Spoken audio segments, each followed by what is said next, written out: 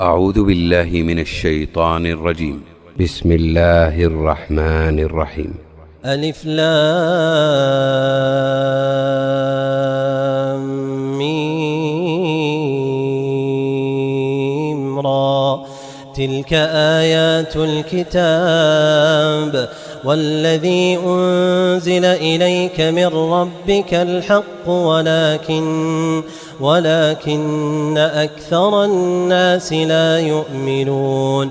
الله الذي رفع السماوات بغير عمد ترونها ثم استوى على العرش وسخر الشمس والقمر كل يجري لأجل مسمى يدبر الأمر يفصل الآيات لعلكم بلقاء ربكم توقنون.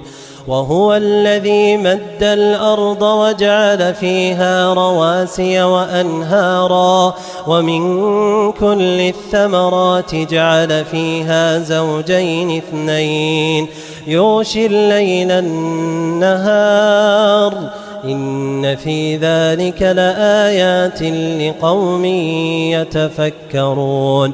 وفي الأرض قطع متجاورات وجنات من أعناب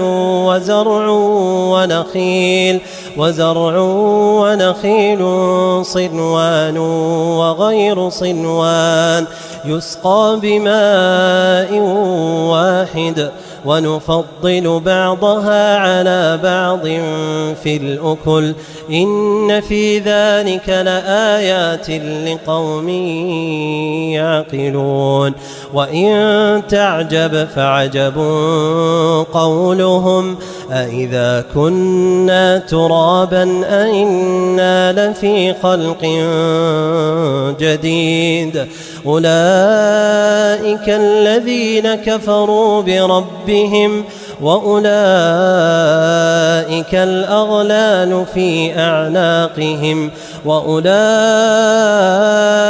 أصحاب النار هم فيها خالدون. ويستعجلونك بالسيئة قبل الحسنة وقد خلت من قبلهم المثلات وإن ربك لذو مغفرة للناس على ظلمهم وإن ربك لشديد العقاب. ويقول الذين كفروا لولا أنزل عليه آية من ربه إنما أنت منذر ولكل قوم هاد. الله يعلم ما تحمل كل أنثى وما تغيض الأرحام وما تزداد وكل شيء عنده بمقدار. عالم الغيب والشهادة الكبير المتعال. سواء منكم من أسر القول ومن جهر به ومن هو مستخف بالليل وسارب بالنهار له معقبات من بين يديه ومن خلفه يحفظونه من أمر الله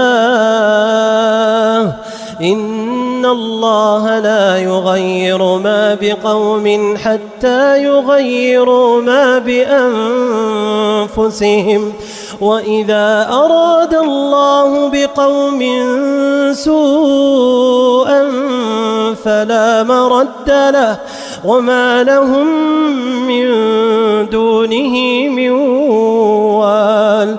هو الذي يريكم البرق خوفا وطمعا وينشئ السحاب الثقال ويسبح